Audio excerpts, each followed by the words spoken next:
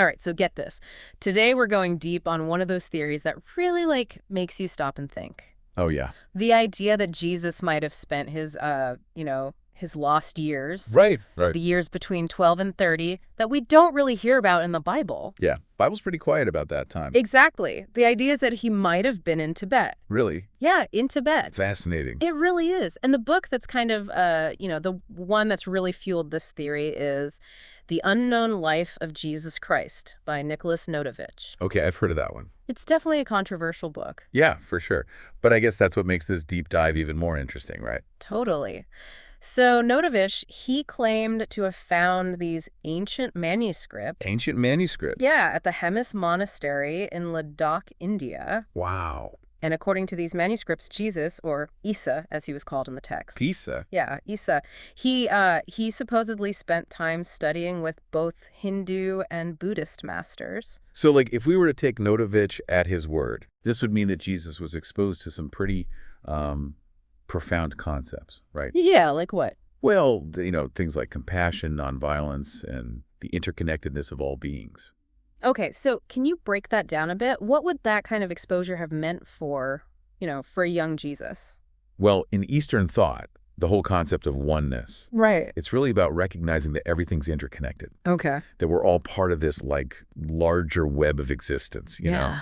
We're not just separate, isolated individuals. I see. So how might that have influenced Jesus's teachings, assuming he was exposed to these ideas? Well, just imagine, right? A young man raised in a Jewish tradition, Uh-huh. and suddenly he encounters this completely different perspective Oh, wow. on the nature of reality, on the self. Yeah. It could have had a huge impact I bet. on how he understood things like love, forgiveness, and compassion. That would be mind-blowing for sure. Absolutely.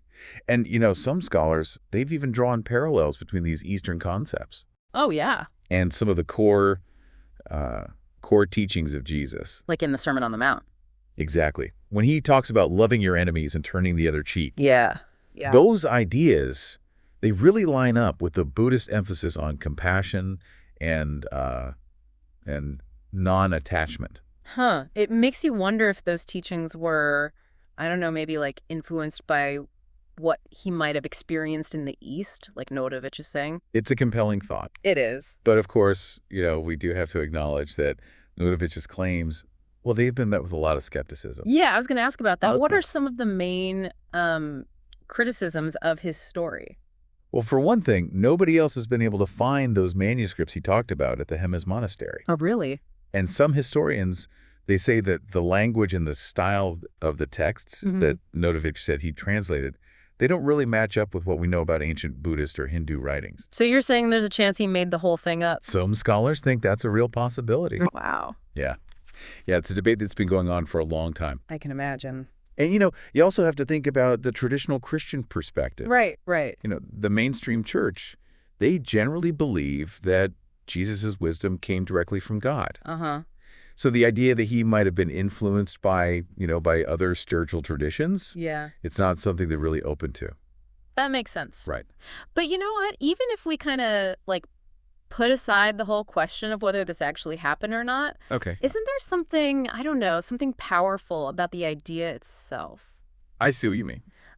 The idea that Jesus might have engaged with all these different spiritual traditions, it kind of speaks to the universality of his message, don't you think? I agree. Absolutely. Right. And that's actually, what I find so interesting about this whole theory.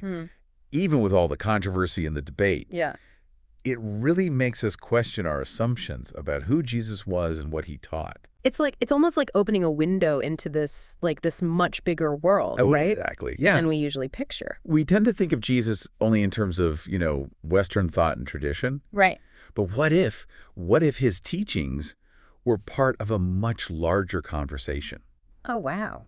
about spirituality and ethics, a global conversation? That's really interesting.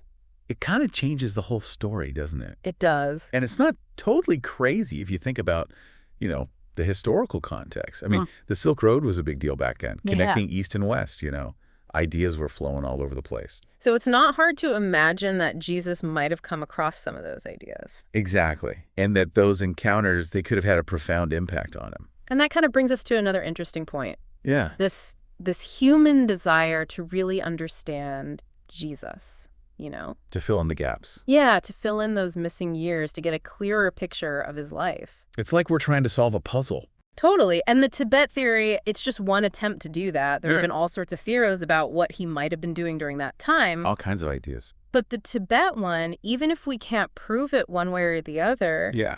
it really pushes us to think outside the box. It does. It challenges us to move beyond the traditional dogma and consider that Jesus might have been exposed to a much wider range of spiritual influences than we usually assume. It makes you think about those common threads that connect all the different spiritual traditions, right? Yeah, like compassion, love, forgiveness.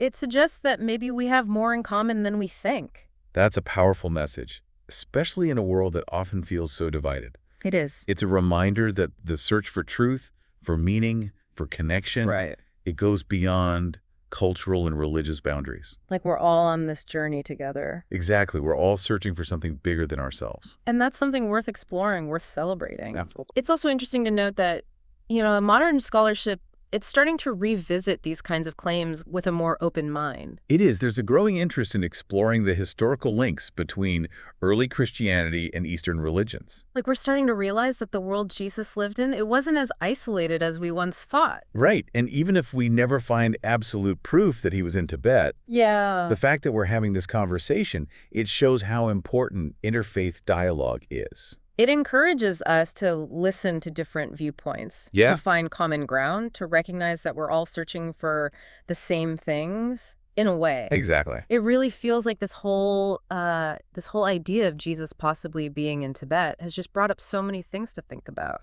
It really has. What do you think is the biggest takeaway from all of this?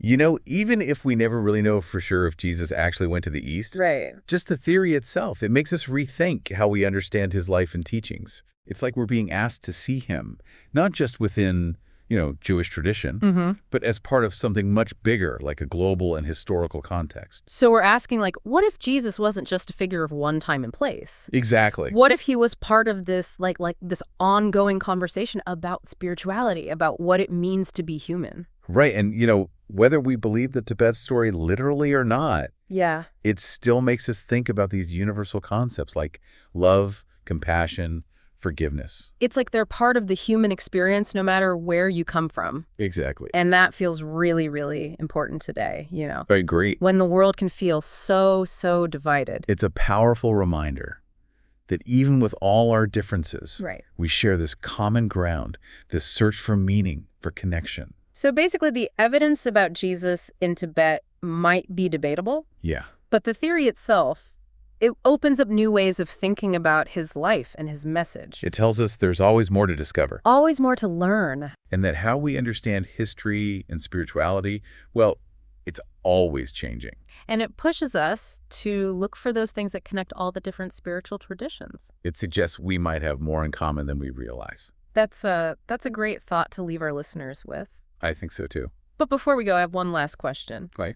If we were to just, entertain the possibility that Jesus did go to the East, how do you think that would change our understanding of his impact on the world? That's a really good question. It's something to think about, isn't it? It is. As we continue on our own journeys of learning and discovery. Absolutely. Thanks for joining us for this deep dive. It's been a pleasure. We'll see you next time.